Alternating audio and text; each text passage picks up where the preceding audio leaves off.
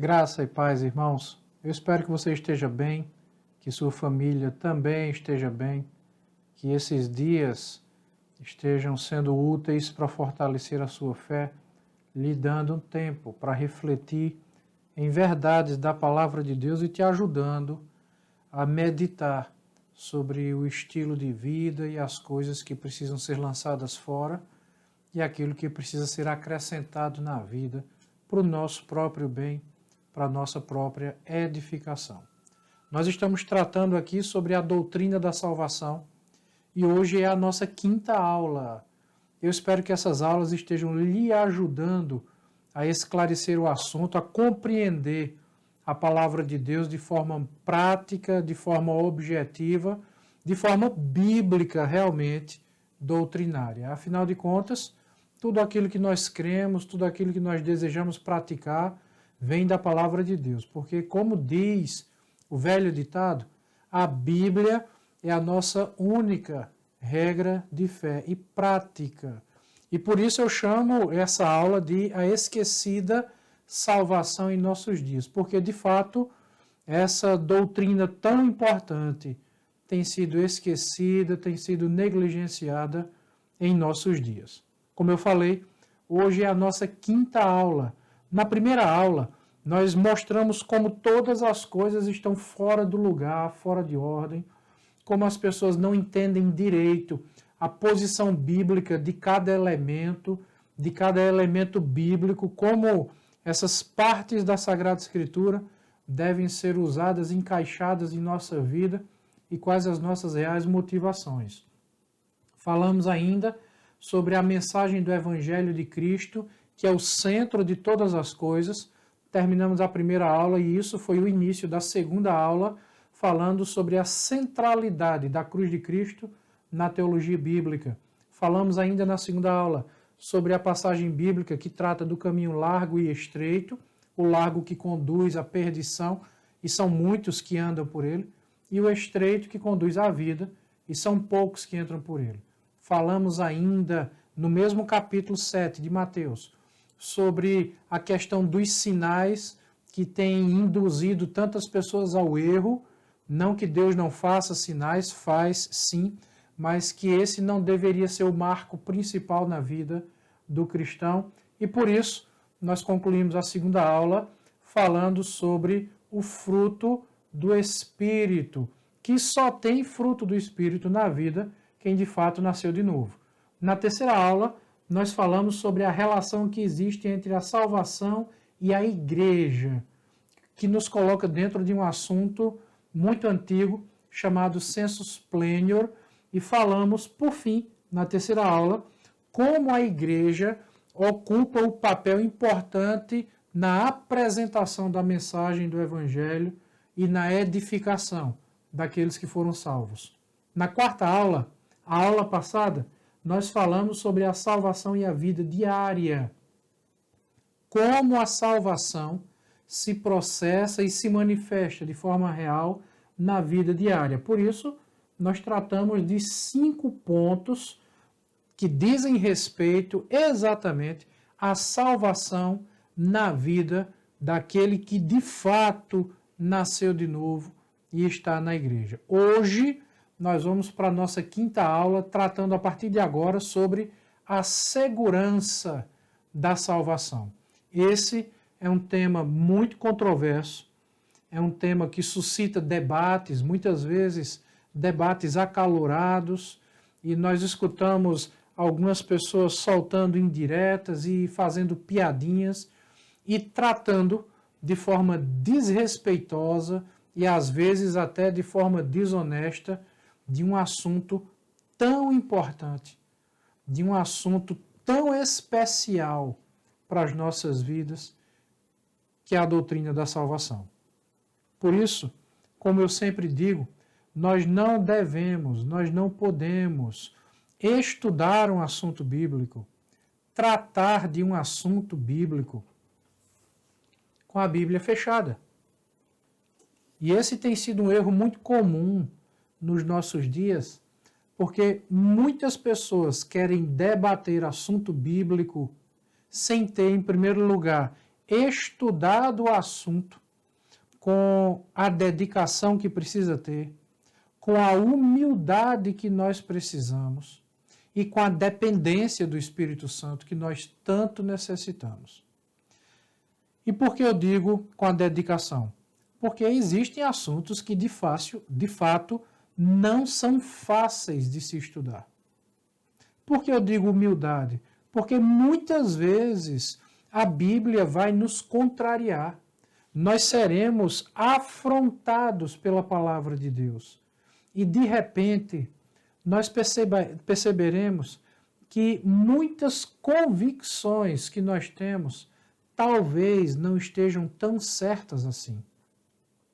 Então, por isso, é necessário humildade da nossa parte e dependência do Espírito Santo.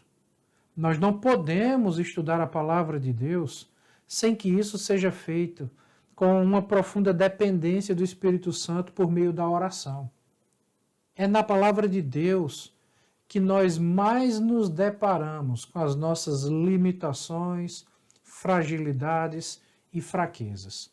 Por isso, eu peço que você acompanhe essa aula, assim como as demais, num espírito de humildade, num espírito de oração, intercedendo a Deus por tudo aquilo que será falado, para que o Senhor de fato nos comunique a verdade da palavra dele, a verdade do Sagrado Evangelho.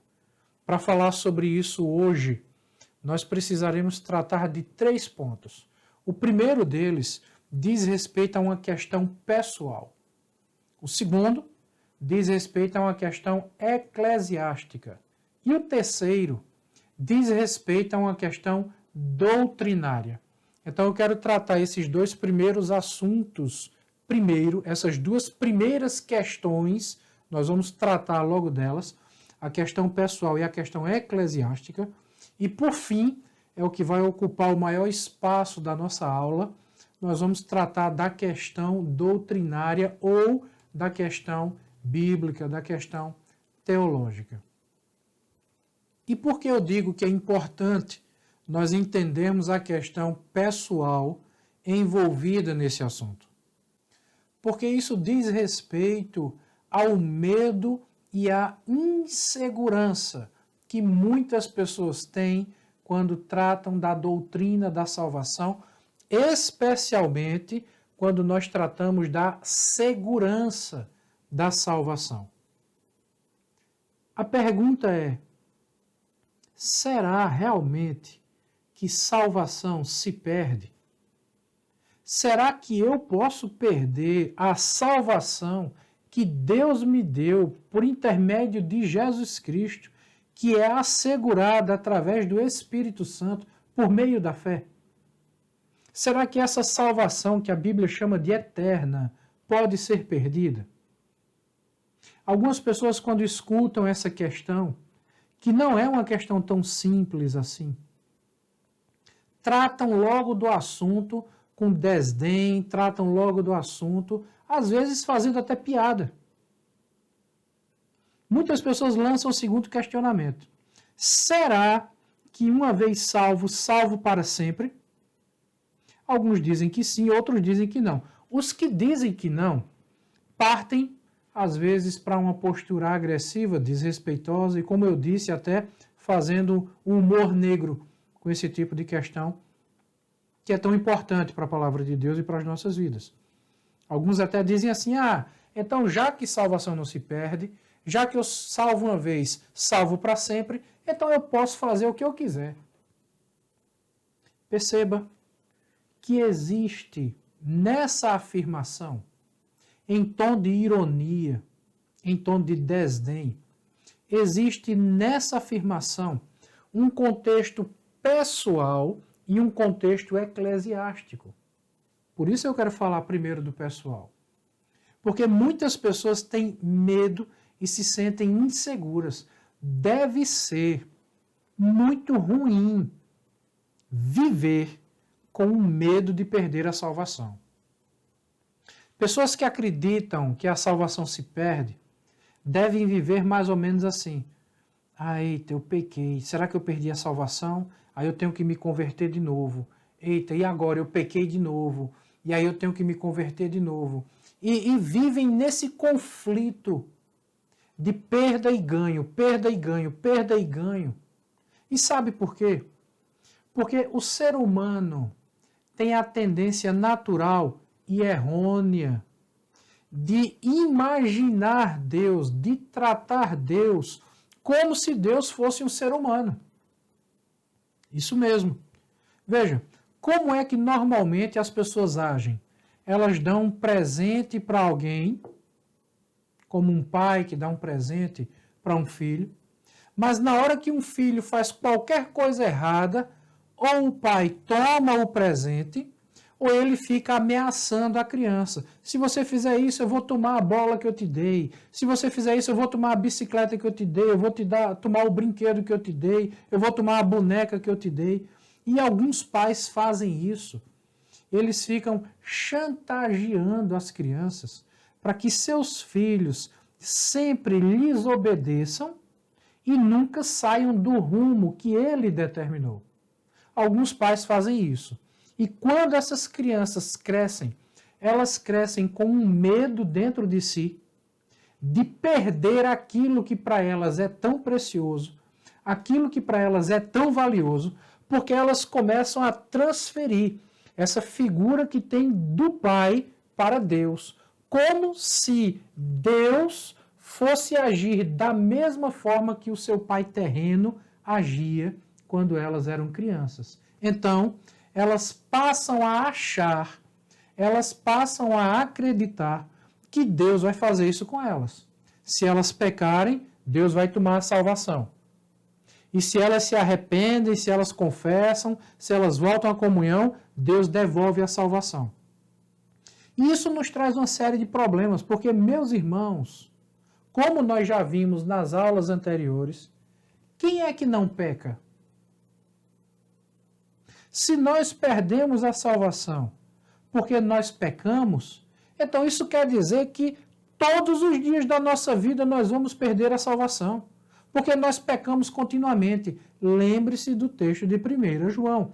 Aquele que diz que não peca é mentiroso e faz de Deus um mentiroso também. Então, as pessoas vivem com medo e essa insegurança impede que elas desfrutem da verdadeira graça de Deus que existe após a salvação. Porque a graça de Deus não apenas concede a salvação, a graça de Deus é derramada sobre as nossas vidas após a salvação também. E, sinceramente, deve ser muito ruim viver dessa forma, achando que qualquer passo em falso vai fazer com que essas pessoas percam a salvação. Então, esse é o primeiro ponto. O segundo ponto é uma motivação do serviço cristão. Muitas pessoas estão servindo a Deus não pela motivação certa. Não estão servindo a Deus porque amam a Deus. Não estão servindo a Deus porque entenderam que esse é o propósito para a vida do ser humano. Não estão servindo a Deus porque são gratas a Deus. Não, estão servindo a Deus por medo. Estão servindo a Deus por temor. Porque algumas pessoas pensam que servir a Deus vai fazer com que elas não percam a salvação. Porque, inclusive, muitos líderes religiosos têm ensinado isso. E aqui nós precisamos abordar esse ponto que é muito importante, porque isso é a marca de uma seita. Eu quero citar aqui para você duas seitas como exemplo que ilustram o que eu acabei de dizer. A primeira delas são os Mormons, a Igreja de Jesus Cristo dos Santos dos Últimos Dias, que é uma seita. Os Mormons ensinam que todo Mormon deve prestar de 2 a 3 anos no serviço missionário para poderem ser aceitos no templo. Se você não sabe, para o mormonismo existe uma diferença entre templo e capela. A maioria dessas, entre aspas, igrejinhas mormon que nós encontramos nos bairros não são templos, são capelas. Qualquer pessoa pode frequentar a capela, mas nem todos podem frequentar o templo. O templo foi destinado a pessoas especiais. Então essas pessoas têm que desenvolver a sua salvação por meio do serviço, para que elas possam ser aceitas no hall de membros e possam crescer e progredir na sua vida espiritual. Veja, um mecanismo religioso que prende as pessoas ao medo. As testemunhas de Jeová fazem a mesma coisa. Todo testemunha de Jeová tem que ir para o campo missionário, entregar os folhetinhos, bater de porta em porta, para poder assegurar a sua salvação. Porque, para os testemunhas de Jeová, existem duas classes de pessoas salvas. Aqueles que irão habitar no céu e aqueles que irão habitar na terra. Então, para essas seitas, servir a Deus assegura, garante a sua salvação. E, curiosamente, muitas pessoas na igreja dita evangélica têm sustentado o mesmo pensamento através de outros moldes, através de outras formas. Então, se no primeiro momento muitas pessoas vivem com medo e inseguras por causa da salvação, elas passam a servir a Deus pela motivação errada. Isso nos leva a mais um ponto, que é a falta de instrução.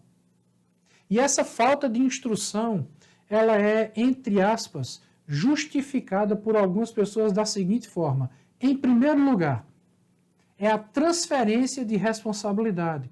Muitas pessoas dizem assim, não, mas eu creio nisso porque o pastor me ensinou dessa forma. E transferem a responsabilidade para o pastor, ou para o professor da escola bíblica, ou para o líder qualquer da igreja. Qual é o problema nesse tipo de pensamento? É verdade que o pastor tem a responsabilidade de instruir a igreja. Sim, é verdade.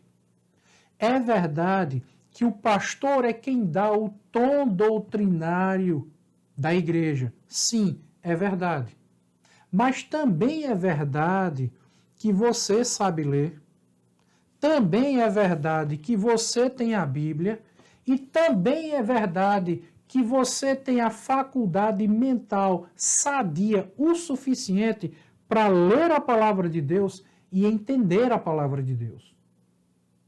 Lembra da outra aula que nós ministramos quando falamos do sensus plenior? Pois bem, tem gente que diz, mas eu creio desse jeito porque meu pastor me ensinou desse jeito. O teu pastor pode até estar errado. Mas isso não é desculpa para o seu erro.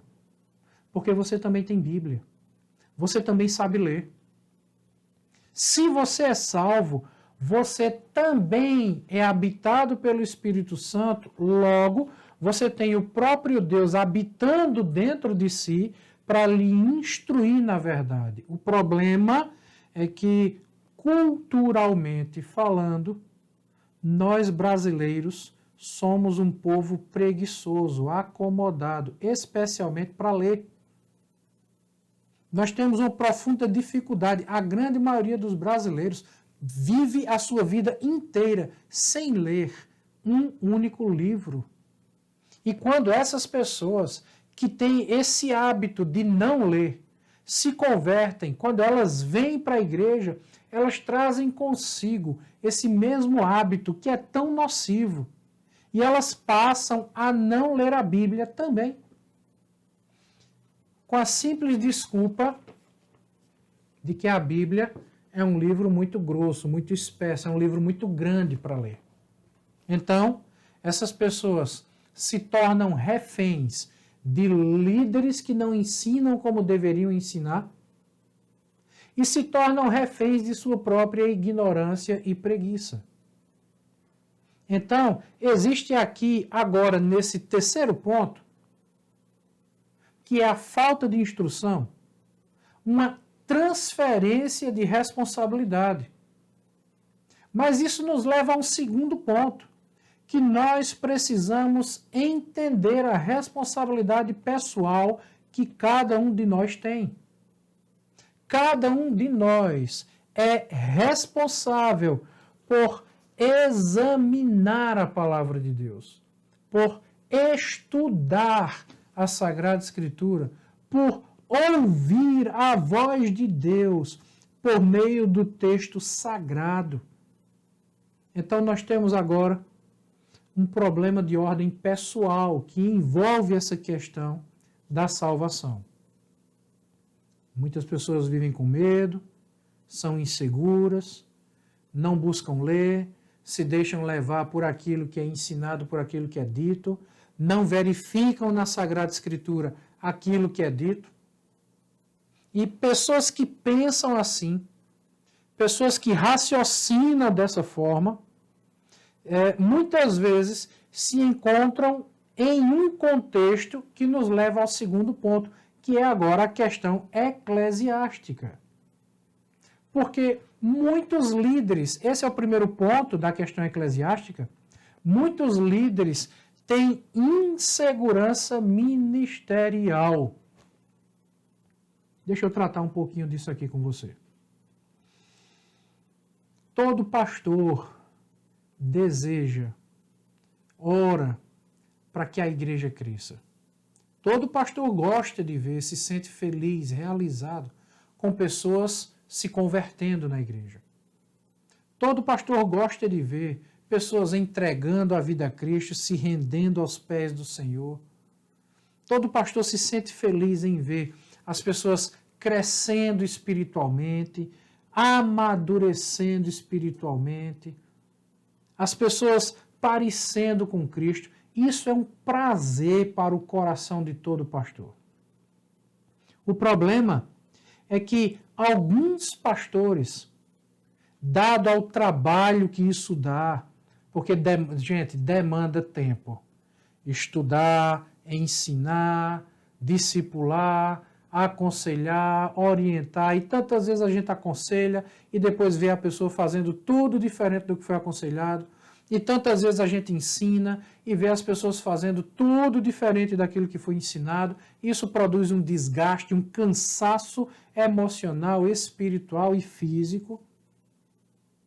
Dá trabalho. E por causa desse trabalho, alguns pastores começam a se achar donos do rebanho. Eles começam a achar que as pessoas que estão na igreja são sua propriedade. Deixa eu dizer uma coisa aqui. Nem as ovelhas que estão na igreja são propriedade do pastor e nem a igreja é propriedade do pastor. Nós, pastores, estamos cuidando daquilo que é propriedade de Cristo. Tanto a estrutura física pertence a Jesus, quanto as pessoas que estão ali pertencem a Jesus. As que estão ali que nasceram de novo pertencem a Jesus. Tá? Então, nós pastores precisamos ter em nossa mente a mesma consciência de Cristo. Jesus disse assim, ninguém vem a mim se o Pai que me enviou não o trouxer. Em outras palavras, era a função do Pai trazer as pessoas até Jesus. A obrigação de Jesus, a função de Jesus era cuidar daquelas pessoas que o Pai trazia. É a mesma coisa o pastor na igreja. As pessoas da igreja não pertencem ao pastor, a palavra de Deus não pertence ao pastor, a pregação e o ensino não pertence ao pastor. São apenas empréstimos temporários que Deus fez ao pastor, ao líder daquela comunidade de fé. E por que eu digo isso? Porque alguns pastores se sentem tão donos do rebanho que alguns, têm medo de ensinar a doutrina bíblica como de fato ela é. E aqui eu estou falando agora especificamente da salvação, porque eles ficam com medo de perder as ovelhas. Alguns pastores dizem assim, como é que eu vou ensinar que salvação não se perde? Se eu ensinar para as pessoas que salvação não se perde, Essas pessoas vão ter segurança de salvação e elas vão sair da igreja e vão para o mundo para fazer o que elas quiserem. Então, eu não ensino isso para elas, para que elas não saiam da igreja. Deixa eu te dizer uma coisa, meu amado irmão. Não é a mentira que sustenta as pessoas, é a verdade. É a verdade que alicerça as pessoas. É a verdade que assegura as pessoas. É a verdade que sustenta as pessoas. Alguém usa esse argumento. Ah, já que é salvo uma vez, salvo para sempre, então eu vou para o mundo fazer o que eu quiser. Não é assim, sabe por quê? Porque já que é salvo, a palavra de Deus nos ensina que o desejo daquele que é salvo é agradar aquele que o salvou. Quem é salvo de verdade não fica planejando pecado. Quem é salvo de verdade não está na igreja pensando em ir para o mundo. Quem está na igreja pensando em ir para o mundo é porque provavelmente nunca nasceu de novo. Provavelmente. E se nasceu de novo, está planejando ir para o mundo, lembre da aula que nós ministramos, a aula passada, a quarta aula. Lembre do filho pródigo que foi para o mundo. Aconteceu o quê? Voltou com seus próprios pés. O Senhor tem os seus meios de trazer o seu povo. Lembre de Hebreus capítulo 12, que o filho que está em desobediência será açoitado. Lembra? Mastigado. Eu quero recomendar a você a assistir a quarta aula quando nós tratamos desse assunto. Então, esse argumento de dizer, não, eu não vou ensinar a verdade não, ou então eu vou rejeitar essa doutrina, uma vez salvo, salvo para sempre, porque se eu disser isso, então pode ir para o mundo fazer o que quiser. Esse é exatamente o argumento de quem não entendeu o que a Bíblia fala sobre salvação. Algumas pessoas estão na igreja com medo de perder a salvação. E o sentimento que precisa estar no nosso coração é outro. Medo é diferente de temor. Devemos temer a Deus? Claro que sim. O temor do Senhor é o princípio da sabedoria. Mas estar na igreja com medo de perder a salvação, Deus não é homem. Deus não vai nos tratar como homens nos tratam. Homens é que têm a mania de dar algo e querer nos prender por causa desse algo que foi dado. Ou então ficar nos chantageando por causa desse algo que foi dado. Deus não é homem. Então, não transfira os pensamentos que você tem acerca da humanidade para Deus. Não faça isso. Então, se nós temos aqui uma questão eclesiástica, a palavra eclesiástica vem do termo grego eclesia, que significa igreja. Se nós temos aqui uma questão que envolve a igreja, uma questão eclesiástica, que diz respeito à insegurança ministerial, essa questão eclesiástica também diz respeito à falta de instrução mais apurada. A grande verdade, como eu já disse várias vezes, é que hoje nós somos a geração que menos lê a Bíblia. Nós somos a geração que menos estuda a palavra de Deus. Nós somos a geração que menos ora. Nós somos a geração que menos participa de cursos. Nós somos a geração... Veja, é incrível. O profeta Samuel criou a casa de profetas. Jesus Cristo passou 3 anos treinando apóstolos. O apóstolo Paulo passou 3 anos na cidade de Éfeso, criando o primeiro seminário teológico da história da igreja. Os discípulos treinavam pessoas e hoje nós somos a geração que critica seminário. Nós somos a geração que reprova as pessoas quando essas pessoas querem estudar, quando essas pessoas querem ir para o seminário. É claro e é evidente que nós precisamos escolher bem o seminário. De fato, existem muitos seminários heterodoxos, seminários que ensinam teologia liberal e as mais variadas heresias que se possa imaginar e que também não se imagina. Existe muito seminário ruim, é claro, isso é evidente. Então, em primeiro lugar, precisamos selecionar muito bem. Mas nós temos que estimular o estudo. Nós temos que estimular, incentivar a leitura, o aprendizado, o conhecimento da palavra de Deus. Os profetas faziam isso. Jesus Cristo fez isso. Os apóstolos fizeram isso. Então, nós não podemos fazer diferente disso. Logo, se nós temos aqui uma questão eclesiástica, que em primeiro lugar diz respeito à insegurança ministerial, em segundo lugar, essa questão eclesiástica diz respeito à falta de instrução mais apurada. Existem muitos líderes que não deveriam estar liderando. E eu não estou falando aqui com relação às falhas de caráter. Não é disso que eu estou falando.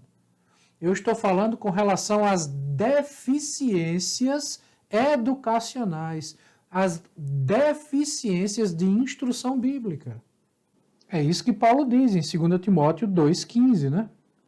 Procura apresentar-te a Deus aprovado como obreiro que não tem de que se envergonhar, que maneja bem a palavra da verdade, que maneja, não é manipula, manejar, ou seja, que usa da forma adequada, na hora certa, de maneira proporcional a palavra de Deus.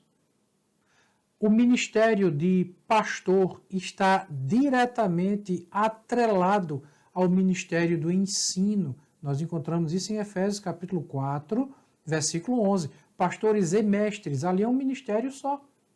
Isso está de acordo com aquilo que Paulo fala em 1 Timóteo capítulo 3, as qualificações do bispo, do pastor, apto para ensinar. Então, essa questão eclesiástica diz respeito diretamente a esse assunto que nós estamos tratando. Por quê?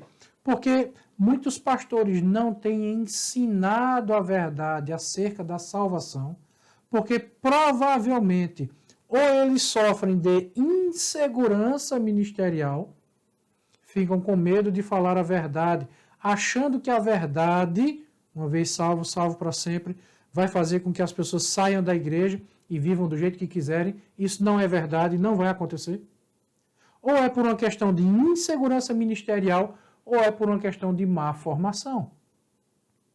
Então, quando nós juntamos essa questão pessoal com a questão eclesiástica, nós somos colocados agora diante da terceira questão, que é a questão doutrinária. E isso diz respeito diretamente ao que a Bíblia diz. O que a Bíblia diz?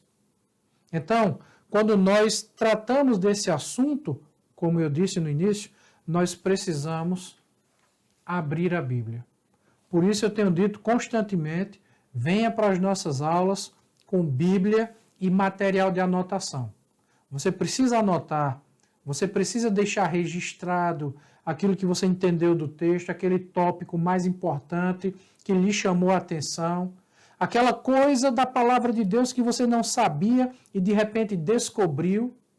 Anote as referências para que você possa fazer um estudo mais aprofundado ainda após as aulas. Então, nós precisamos saber o que a Bíblia diz. E quando nós tratamos desse assunto agora, especificamente a salvação, a segurança da salvação, nós temos agora um caminho que se divide em duas estradas. Em primeiro lugar, nós vamos tratar dos textos mais complexos desse assunto. Os textos mais difíceis de se tratar e que normalmente são os textos usados para justificar a ideia de que salvação se perde.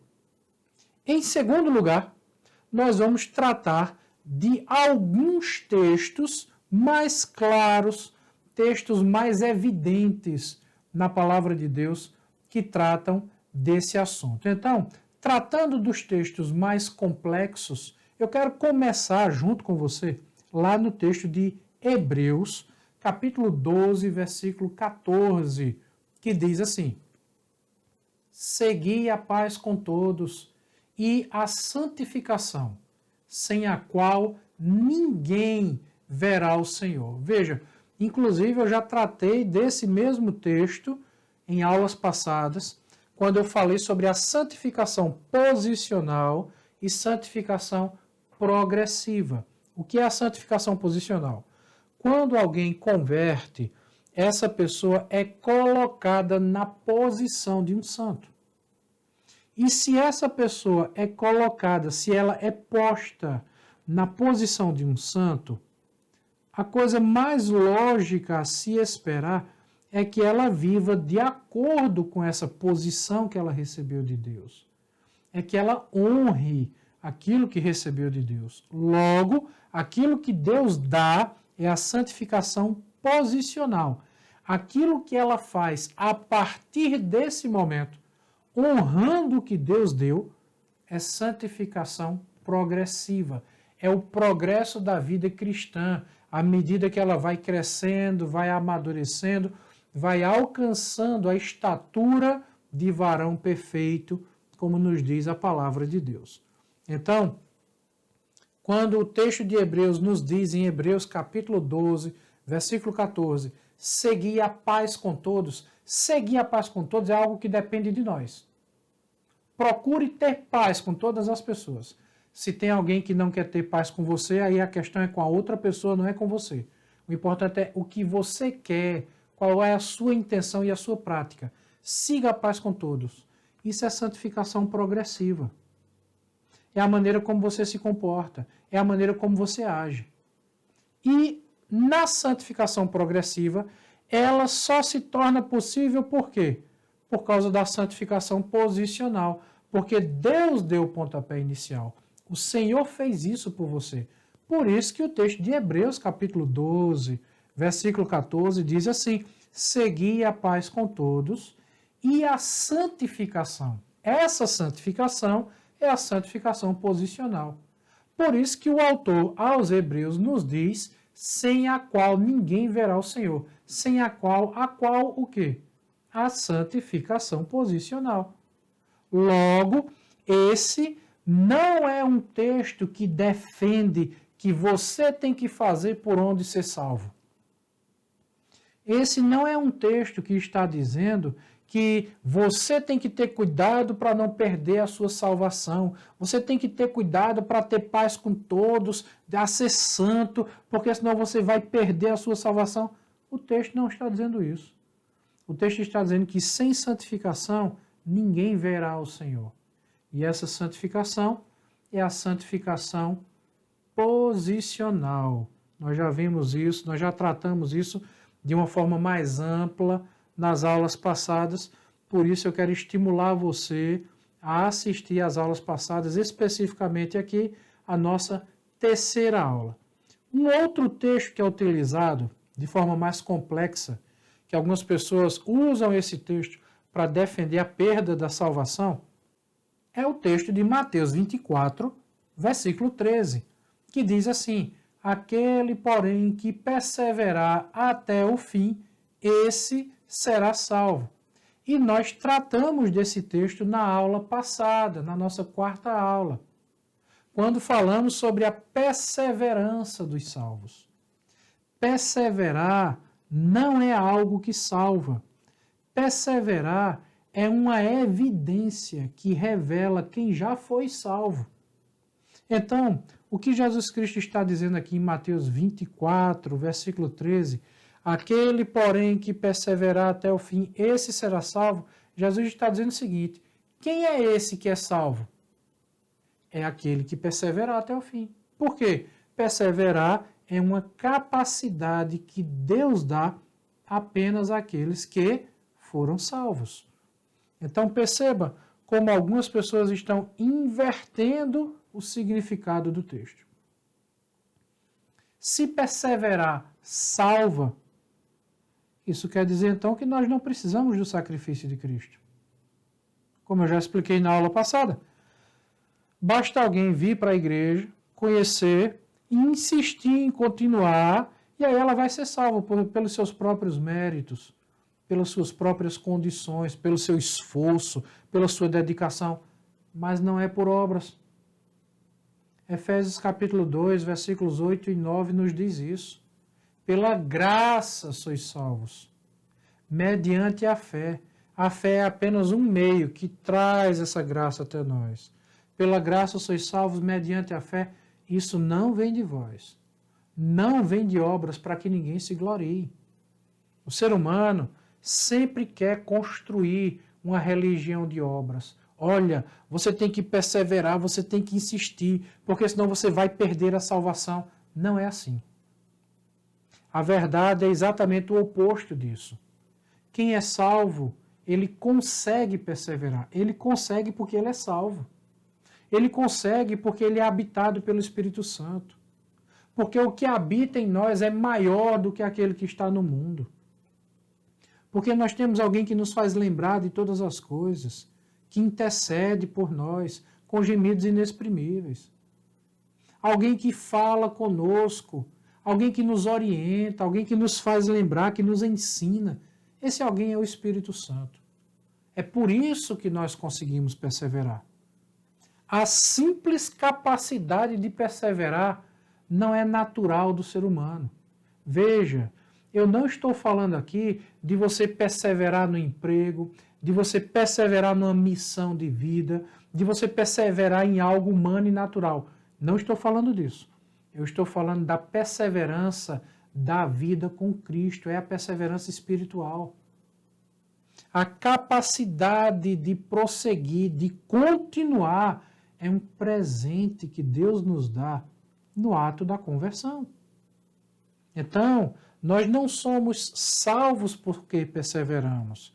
Não, nós perseveramos porque fomos salvos. Veja mais uma vez o que Jesus disse, Mateus 24, versículo 13. Aquele, porém, que perseverar até o fim, esse será salvo. Jesus Cristo está dando uma marca para identificar quem é salvo.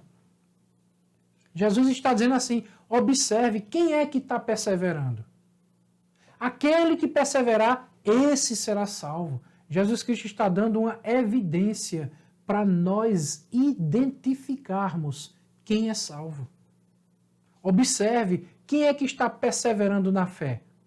Apesar de tribulações, apesar de dificuldades, apesar de tantas lutas, apesar do mundo conspirar contra nós, Jesus está dizendo, observa quem é que está perseverando. Olha lá, olha lá.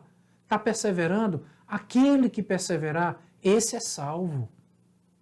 Então Jesus não está dizendo que a salvação é pela perseverança.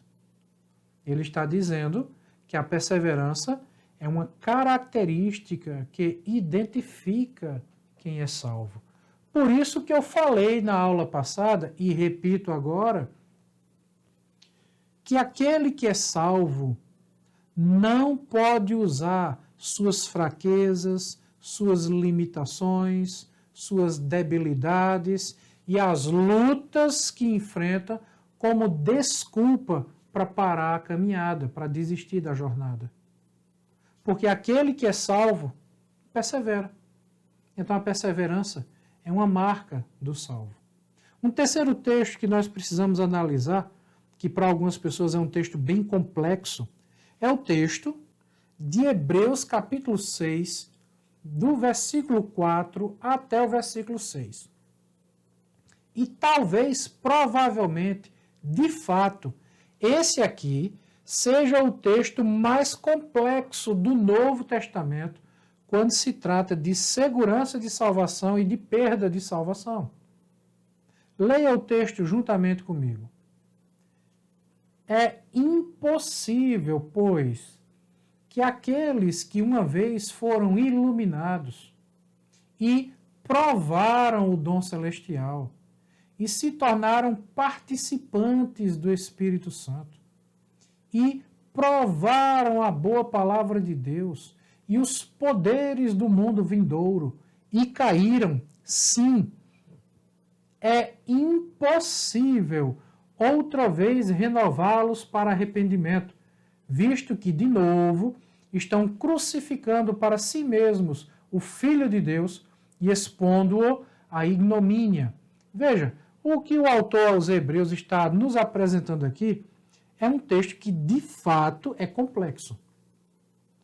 Esse é um daqueles textos que nós não vamos compreender direito, nós não vamos entender o que ele significa se nós não formos para o original. E aqui eu preciso dar uma pequena palavra para você sobre isso.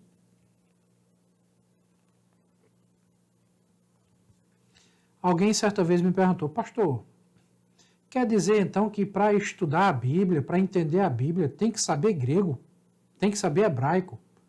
Deixa eu dizer o seguinte para você. Eu falei para essa pessoa. Você sabe dirigir? A pessoa disse, sei dirigir.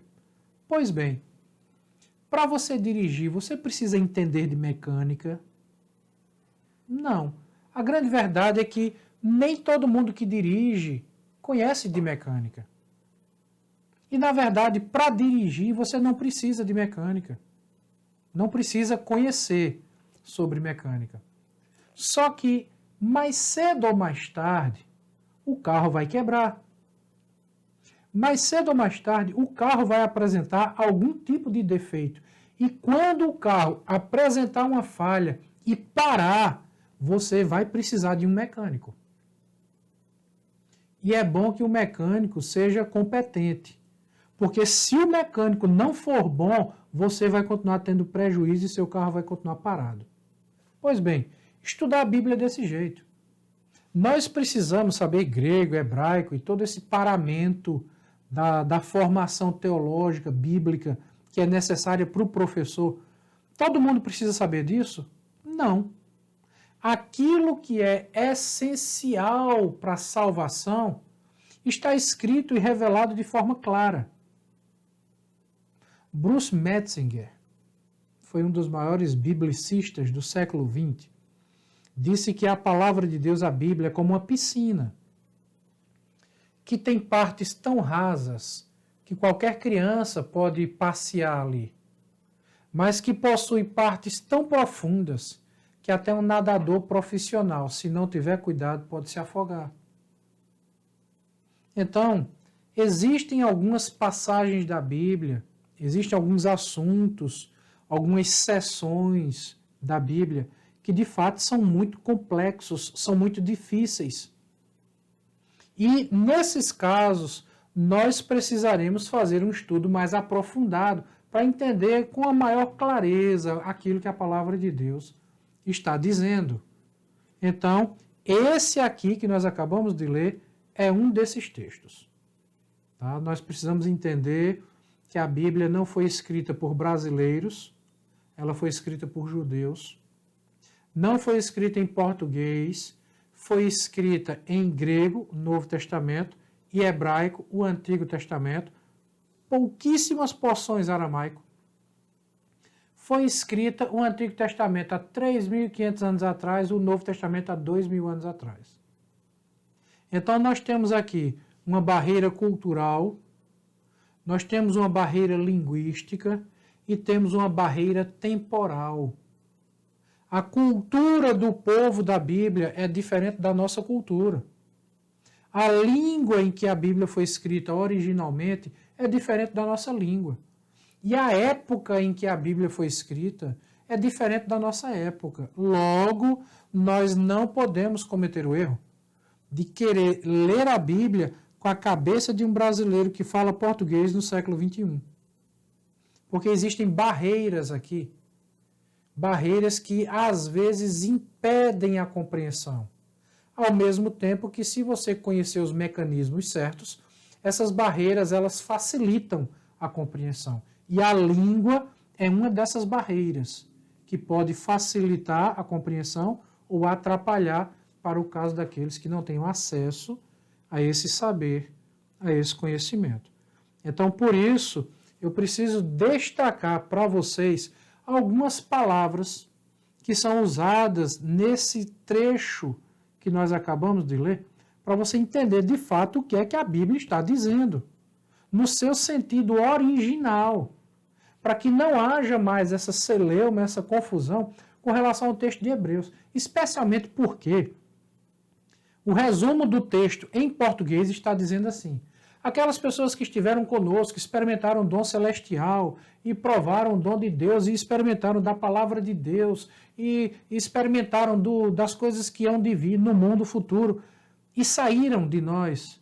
É impossível renovar essas pessoas para arrependimento. Então, quem usa esse texto para dizer que salvação se perde, também está dizendo que quem se desvia não tem mais jeito, não pode se converter, não pode voltar, não pode se arrepender, não vai ser aceito. Perceba o que o texto diz. Porque o texto diz, olha, essas pessoas aqui, está escrito, essas pessoas que andaram conosco, experimentaram o dom celestial, provaram da palavra de Deus, do mundo do porvir, do mundo vindouro, e caíram, é impossível renová-los para arrependimento. Então, quem usa esse texto para dizer que salvação se perde, também está dizendo que quem se desvia não pode voltar.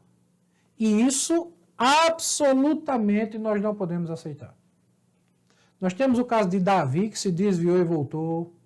Nós temos o caso de Sansão, que se desviou e voltou. Nós temos o caso de Salomão, que se desviou e voltou. Eu já tratei de todos esses casos nas aulas passadas. Nós temos todos esses casos de pessoas. Nós temos o caso de Lucas 15, quando Cristo conta a parábola do filho pródigo, que se desvia, vai para o mundo e volta. Então, em um primeiro momento, nós temos aqui um texto muito complicado, porque aparentemente não encaixa com outras passagens da Sagrada Escritura. Então nós temos aqui o que se chama de paradoxo. É uma aparente contradição. Por isso, já que o texto é complexo, nós precisamos nos aprofundar um pouco mais e entender o significado de algumas palavras-chave que são utilizadas nesse texto. Então leia comigo de novo o texto, e aí eu vou destacando essas palavras e mostrando para você o significado dessas palavras no original. Vamos lá? Hebreus, capítulo 6, do versículo 4 até o versículo 6. É impossível, pois, que aqueles que uma vez foram iluminados, a palavra iluminado vem do grego photizo, que significa conseguiram ver. Continua comigo no texto. E provaram o dom celestial. A palavra provar vem do termo grego geomai, que significa experimentar. Deixa eu dar uma pausa aqui para explicar, porque essa palavra ela é utilizada diretamente nesse texto 2 vezes e indiretamente 1 vez. Ou seja, essa palavra experimentar é usada no texto 3 vezes. O que quer dizer experimentar? Eu quero lembrar você de uma refeição. Alguém está preparando a refeição, é uma cozinheira, está lá no fogão, fazendo a comida, e ela não está comendo a comida naquele momento. Ela está apenas experimentando. Tem apenas um gostinho, os americanos chamam de taste. Ela está apenas testando, né? Pega um pouquinho da comida e experimenta para ver como é que está o tempero. Então, ela não se alimentou daquilo. Ela apenas testou, ela apenas experimentou. É o que está dizendo o texto. Esse é o significado da palavra no original. Continua comigo no texto que diz assim: e se tornaram participantes do Espírito Santo. Essa expressão participantes vem do termo grego metokos, que significa um sócio. É alguém que fez uma sociedade com o Espírito Santo. Continua. E provaram a boa palavra de Deus. Mais uma vez a palavra provaram é repetida. É a mesma palavra que aparece com relação ao dom celestial. Essas pessoas apenas experimentaram um pouquinho, tiveram um teste do dom celestial. Elas apenas experimentaram um pouquinho da palavra de Deus. E diz assim: provaram a boa palavra de Deus e os poderes do mundo vindouro. Ou seja, provaram os poderes do mundo vindouro. Essas pessoas foram iluminadas, elas conseguiram enxergar. Elas conseguiram, em certa medida, ver algo da parte de Deus na igreja. Elas provaram, elas tiveram um gostinho daquilo que Deus faz, daquilo que Deus realiza na igreja. Provaram o dom celestial. Se tornaram participantes do Espírito Santo, elas se tornaram sócias do Espírito Santo. Ou seja, elas não se tornaram um com o Espírito Santo. Lembre da oração de Jesus Cristo em João 17. Pai, rogo por eles, para que eles sejam um em nós, como eu sou um em ti. É a unidade. Mas a palavra que é utilizada aqui no texto de Hebreus não é a palavra de unidade, é a palavra de sociedade. Ou seja, não é que essas pessoas se tornaram um com o Espírito Santo. É que elas apenas se aproximaram do Espírito Santo, em certa medida e por algum motivo, fizeram um tipo de sociedade, de associação com o Espírito Santo, mas é uma sociedade que pode ser desfeita. Essa expressão, se tornar sócio do Espírito Santo, se associar, agregar ao Espírito Santo, não é uma expressão que é utilizada no Novo Testamento para falar de crentes, de pessoas que habitaram de novo. Pessoas que nasceram de novo, pessoas que são habitadas pelo Espírito Santo, elas não se tornam sócias do Espírito Santo. Elas se tornam templo do Espírito Santo. Toda a igreja é templo do Espírito Santo. Elas se tornam uma casa habitada. Lembra da parábola de Jesus Cristo? Nós tratamos disso na aula passada. Por isso que eu estou repetindo as aulas o tempo todo. Porque é importante você rever tudo o que já foi falado, porque hoje é a conclusão, é a concretização de todo o assunto. E o bom entendimento disso só se faz se você tiver lembrado de tudo que foi tratado nas aulas passadas. Enfim, pessoas que nascem de novo não se tornam sócias do Espírito Santo. Elas se tornam um com o Espírito Santo. Nós encontramos isso em vários textos da Bíblia, mas um dos mais importantes é Efésios, capítulo 4, versículo 30. O Espírito Santo de Deus que habita em nós, ou em vós, como está escrito no texto, no qual fostes selados até o dia da redenção.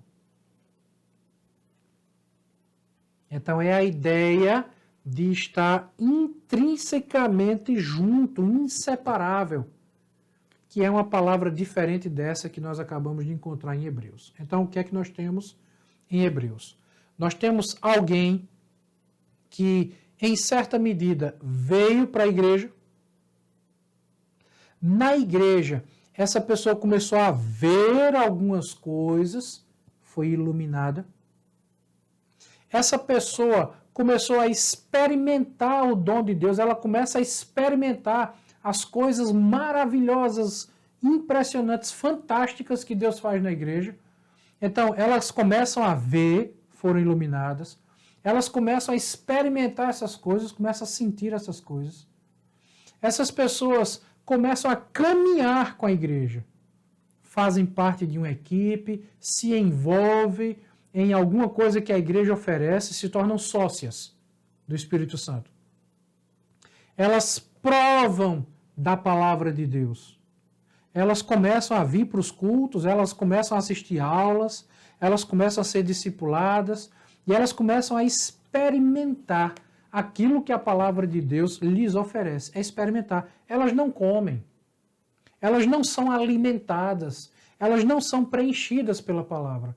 Elas ficam apenas experimentando. Lembra do exemplo da cozinheira que está ali ajudando a fazer a comida, mas ela não come aquela comida, ela apenas experimenta. Tem um gostinho, é o taste.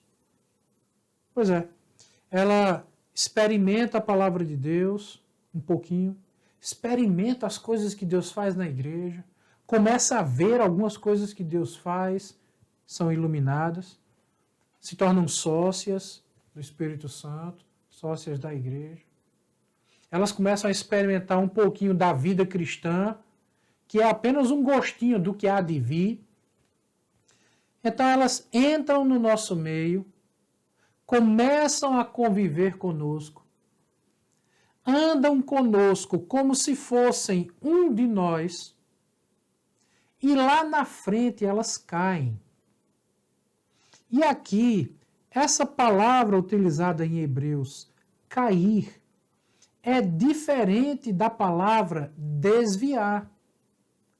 O desviado é uma coisa e o caído é outra. A palavra cair, que aparece aqui no texto em original, na língua original, é a palavra parapipto, que significa apostatar. O apóstata não é alguém que se desviou da fé. O apóstata é alguém que nunca teve essa fé. Eis a diferença entre um e outro. Então, lembrando da parábola de Cristo, Lucas capítulo 15, o filho pródigo que vai para o mundo, esse filho pródigo não é um apóstata. Esse filho pródigo é um desviado, é diferente. Então, o que o autor aos Hebreus está falando aqui não é sobre um desviado. É sobre o apóstata. E os termos que são utilizados nesse trecho da palavra de Deus que nós acabamos de ler, são termos que deixam muito claro que essas pessoas andaram entre nós, elas vieram para a igreja, elas começaram a entender algumas coisas, elas começaram a experimentar um pouco da palavra de Deus, elas começaram a entender como é a vida cristã, qual é o propósito de Deus, o mundo por vir. Elas se tornaram sócias do Espírito Santo. Ela, de alguma forma, até começou a se envolver na igreja para ajudar no trabalho da igreja. É uma sociedade, sócias do Espírito Santo. São expressões que falam de alguém que está entre nós, mas que não faz parte de nós. O joio no meio do trigo. O bode no meio das ovelhas. Alguém que não teve sua natureza transformada. E é por isso que ela cai. E mais uma vez, cair, apostatar, é diferente de se desviar. O desviado é alguém que, por causa das suas fraquezas, é alguém que nasceu de novo, converteu de verdade, mas que, por falta de vigilância, por falta de cuidado, porque não nutriu na sua vida as disciplinas espirituais, essa pessoa enfraqueceu e se tornou tão fraca que se deixou seduzir pelas coisas do mundo, pelas coisas da vida, pelos desejos desse século. Então essa pessoa se afastou da comunhão. Mais cedo ou mais tarde ela volta. Nós temos vários exemplos da Bíblia com relação a isso. Tá? Poderíamos citar vários exemplos, já tratamos disso na aula passada. Bom, não é o caso aqui de Hebreus. Em Hebreus nós temos alguém que nunca nasceu de novo. Por isso que ele é apóstata. O que é o apóstata? É alguém que pode sair da igreja, está no mundo lá fora, falando mal da igreja, falando mal das doutrinas da igreja, negando doutrinas básicas da Bíblia, negando trindade, negando a divindade de Cristo, negando a divindade do Espírito Santo, negando que a Bíblia é completamente e totalmente a palavra de Deus, que a Bíblia é suficiente para as nossas vidas, negando que existe céu, negando que existe inferno, negando que só Jesus Cristo salva. Essas são as doutrinas básicas da fé, que são negadas pelo apóstata. Curiosamente, o apóstata pode estar fora da igreja ou ele pode estar dentro da igreja. E esse apóstata que está dentro da igreja é exatamente aqueles que nós vimos, se eu não me engano, na aula 2, quando Cristo fala do caminho largo, do caminho estreito, Mateus capítulo 7, e na sequência ele diz, nem todo que me diz Senhor, Senhor herdará o reino dos céus. Muitos naquele dia me dirão, Senhor, Senhor, em teu nome nós profetizamos, expulsamos demônios e fizemos muitos sinais, muitas maravilhas. Aquele é o apóstata que está dentro da igreja. Então perceba que o que nós temos aqui no texto de Hebreus não é um texto que defende a perda da salvação. Muito pelo contrário. É um texto que nos ensina que quem é salvo não pode apostatar. Que quem é salvo não apenas tenha a sua mente iluminada, todo o seu corpo é luz. Não é apenas a sua mente que em um ponto ou outro foi iluminada.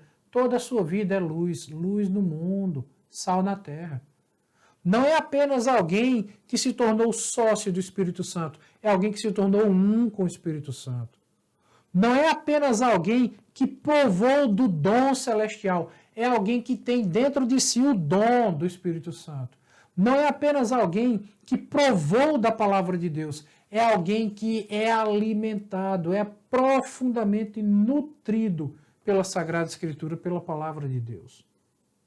Então perceba quão importante é nós estudarmos a palavra de Deus, que nos garante essa segurança e que nos garante, por meio do estudo e da dependência do Espírito Santo, a compreensão daquilo que a palavra de Deus nos fala. Na sequência, nós precisamos lembrar de 1 João, capítulo 2, do versículo 18 até o 20, quando o apóstolo João fala exatamente isso que o autor aos Hebreus nos diz. João diz assim, filhinhos, já é a última hora, e, como ouvistes que vem o anticristo, também agora, muitos anticristos têm surgido. Pelo que conhecemos que é a última hora. Eles saíram de nosso meio. Entretanto, não eram dos nossos, porque, se tivessem sido dos nossos, teriam permanecido conosco. Todavia, eles se foram, para que ficasse manifesto que nenhum deles é dos nossos. E vós possuís unção que vem do Santo, e todos tendes conhecimento. Eu quero lembrar vocês ainda do que nos diz Pedro. No texto de 1 Pedro, capítulo 3, versículo 18, ele diz assim, pois também Cristo morreu uma única vez pelos pecados, o justo pelos injustos, para conduzir-vos a Deus, morto, sim, na carne, mas vivificado no Espírito. E ainda, Hebreus capítulo 9, versículo 26, que nos diz assim, ora, neste caso, seria necessário que ele tivesse sofrido muitas vezes desde a fundação do mundo. Agora, porém, ao se cumprirem os tempos, se manifestou uma vez por todas para aniquilar pelo sacrifício de si mesmo o pecado. Então, juntando todos esses textos, o que é que nós temos? A palavra de Deus nos ensinando o seguinte, essas pessoas estiveram entre nós, que Hebreus chama de apóstatas, que João chama de anticristos. A palavra anticristo tem um duplo significado. A palavra anti vem do grego, que significa contra. Anticristo é alguém que é contra Cristo, mas também o segundo significado dessa palavra, anti, significa em lugar de, ou seja, é alguém que quer ficar no lugar de Cristo. São pessoas que não fazem algo para glorificar a Deus. Elas querem fazer algo para serem glorificadas. Elas querem a adoração, elas querem a atenção para si. Elas querem ser reconhecidas, elas querem ser elogiadas, elas querem ser exaltadas, elas querem que as coisas ocorram em torno dela. É delas. Entendeu? Então, anticristo e apóstata é a mesma coisa. Porque essas pessoas estão negando a suficiência de Cristo, da palavra de Deus, e as doutrinas mais básicas e fundamentais da palavra de Deus. Então, irmãos, o que nós temos aqui é o conjunto desses textos bíblicos que nos ensina que essas pessoas nunca nasceram de novo, que na verdade elas são contra Jesus, são contra aquilo que a palavra de Deus ensina. Por isso essas pessoas saem do nosso meio, porque não pertencem a nós. Mas existem pessoas pelas quais Cristo morreu. E Cristo agora assegura essas pessoas. Cristo agora sustenta. Cristo morreu de uma vez por todas por essas pessoas. O sangue de Cristo, que simbolicamente representa o sacrifício de Cristo, é quem mantém, é quem sustenta, é quem segura essas pessoas. Isso nos ensina algo muito importante, que a nossa salvação não é assegurada pelas nossas ações. A nossa salvação é assegurada pela ação de Cristo. E aqui vem a questão. Porque algumas pessoas dizem assim, já que é salvo uma vez, salvo para sempre, então eu sou salvo, eu posso ir para o mundo fazer o que quiser. Veja, quem é salvo não pensa assim. O desejo do soldado é agradar aquele que o arregimentou, disse o apóstolo. O desejo daquele que é conquistado por Cristo é amar a Cristo, é servir a Cristo, é se devotar a Cristo. Então, nós não servimos a Cristo por medo de perder a salvação. Nós servimos a Cristo porque nós amamos a Cristo pelo que Ele fez. Nós servimos a Cristo por gratidão, entendendo que, por mais que a gente faça, a gente ainda está fazendo pouco, nós estamos fazendo pouco face àquilo que Cristo fez por cada um de nós. Então, o texto bíblico está nos ensinando que a nossa salvação não depende de nós e nem é assegurada por nós. Ela depende de Cristo e é assegurada por Cristo. Por isso, se nós já vimos aqui os textos mais complexos, eu quero citar para você pelo menos 3 textos bíblicos que nos mostram a grandiosidade da segurança da salvação em Jesus Cristo. Como o Senhor nos salva de forma garantida. Veja, por exemplo, comigo, a oração sacerdotal em João capítulo 17, versículo 12. Quando eu estava com eles, isso é Jesus falando com o Pai. Quando eu estava com eles, guardava-os no teu nome que me deste e protegi-os, e nenhum deles se perdeu, exceto o filho da perdição, para que se cumprisse a Escritura. E é exatamente o que Jesus está dizendo, que encaixa com o que nós acabamos de ver em Hebreus e em João, na Epístola de João. Jesus está dizendo assim, Pai, aqueles que me deste, nenhum deles se perdeu, exceto o filho da perdição, se referindo a Judas Iscariotes. Ou seja, quem se perdeu é porque não foi dado pelo Pai. Quem se perdeu é porque nunca nasceu de novo. Quem se perdeu é porque não se converteu. Porque quem se converteu, quem nasceu de novo, quem nasceu da água e do Espírito, quem é nascido de Deus, quem recebe a nova natureza em Cristo, não perde a salvação. E não perde a salvação não é porque a gente é bonzinho, não, porque, meu irmão, a gente não é. Não perde a salvação é porque a salvação não depende de nós, depende de Deus. Se nós somos infiéis, Ele permanece fiel. Porque não é o que reside em nós, é o que reside nele. Nos meus primeiros meses, ou talvez anos de convertido, eu ficava me fazendo esse questionamento. Eu sabia o que eu tinha feito. Eu sabia com clareza quem de fato eu era. Um miserável pecador, um pecador imundo. Eu sei exatamente quem eu era. E eu, durante muito tempo, fiquei me perguntando, o que é que Deus viu em mim? O que foi que Deus viu em mim? Até que, por meio do estudo da Sagrada Escritura, eu compreendi que não foi o que Deus viu em mim, é quem Ele é. Não é o que eu fiz, é o que Ele fez. Não é pelos meus méritos, é pelo mérito dEle. Por isso que toda honra e toda glória são dadas a Ele e não a mim. Porque a única parte que me cabe na salvação é crer, é acreditar que tudo isso é verdade. Mas, veja, nem isso eu consigo fazer por mim mesmo. Porque a fé é um dom de Deus. Efésios 2, versículo 8. A fé é um dom de Deus.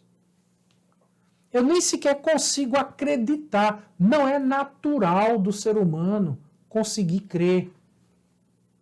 Até para acreditar, nós precisamos do Espírito Santo. Se o Espírito Santo não nos der essa graça, que é a capacidade de ter fé, de acreditar, nem isso a gente consegue fazer.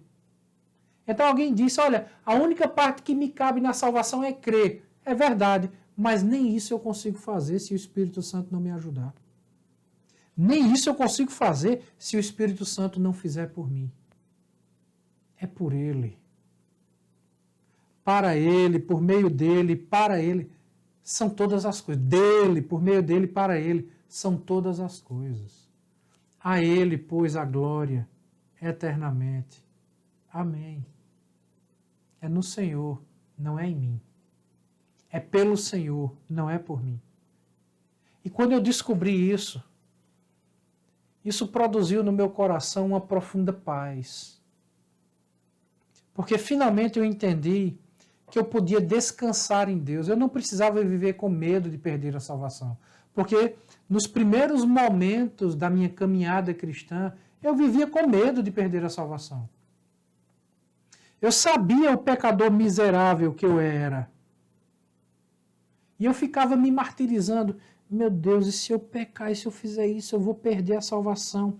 E se eu perder a salvação, sabe, e nesse momento de perda de salvação, eu morrer, eu vou para o inferno. E quando eu pensava dessa forma, eu ainda não entendia que pensar desse jeito é anular o sacrifício de Cristo. E nós não temos como anular o sacrifício de Cristo. O nosso nome que foi escrito no livro da vida, com o sangue do Cordeiro, não tem borracha que apague o sangue do Cordeiro. Então, é por Ele, não é por nós. E é por isso que eu não tenho vontade de me desviar. Eu não tenho vontade de ir para o mundo. Sabe por quê? Porque eu percebo que o mundo não me satisfaz. Que o mundo não é suficiente para preencher minha alma, meu espírito. Eu só encontro satisfação em Deus, em Cristo, no Espírito Santo. Por isso que eu não quero sair, porque eu entendo que me afastar da comunhão de Cristo, da comunhão com os irmãos, da comunhão com a igreja, é um ato de loucura. É um ato de insanidade. Então, eu entendo que não vai ser bom para mim. Eu entendo que Deus fez tanto por mim que eu serei eternamente grato por tudo que Ele fez. De tão bom que Ele é. E é por isso que eu quero servi-lo. Porque eu entendo que, por mais que eu sirva, eu ainda não estou fazendo o suficiente. Lembra da parábola de Jesus Cristo. O servo que só faz aquilo que o Senhor lhe manda é um servo inútil. Eu não quero ser um servo inútil. Eu quero ser um servo útil. Eu quero agradar ao meu Senhor. Então eu quero fazer mais, eu quero fazer além. Por isso, essa história de quem é salvo, uma vez é salvo para sempre, então por causa disso vai para o mundo. Isso é uma desculpa de quem não entendeu ainda o que é a salvação em Cristo. Quem é salvo uma vez é salvo para sempre? Sim, salvo uma vez, salvo para sempre. Mas quem é salvo pensa em agradar aquele que o salvou, em viver e servir aquele que morreu para lhe salvar, em viver junto com aquele que ressuscitou, para que assim como ele tem vida, nós tenhamos vida também. Eu falei nessa aula agora sobre alguns textos complexos da palavra de Deus, alguns textos de difícil compreensão que tratam desse assunto da doutrina da salvação. Mas na próxima aula eu quero tratar com vocês alguns textos bíblicos que são muito claros acerca da segurança da salvação, mostrando que a salvação não se perde. Quem nos separará do amor de Deus que está em Cristo Jesus? Romanos 8. É com ele que nós vamos começar a nossa próxima aula, se o Senhor assim nos permitir. Eu espero que você esteja sendo abençoado. Eu espero que essas aulas estejam lhe ajudando, estejam esclarecendo você, trazendo luz para a sua mente, fogo para o seu coração. E quero mais uma vez reforçar, eu disse isso continuamente. É importante assistir às aulas passadas, porque é uma sequência lógica que nós estamos tratando aqui. Perceba quantos assuntos nós tratamos na aula de hoje que dependem da primeira aula, da segunda, da terceira, da quarta. Então é importante você voltar, rever essas aulas, fazer suas anotações até chegar aqui. É o momento mais delicado, é o ápice do nosso estudo, que é a segurança da salvação. Eu espero te encontrar na nossa próxima aula, nossa sexta aula, se o Senhor assim nos permitir. Receba um grande abraço, um cheiro no seu coração.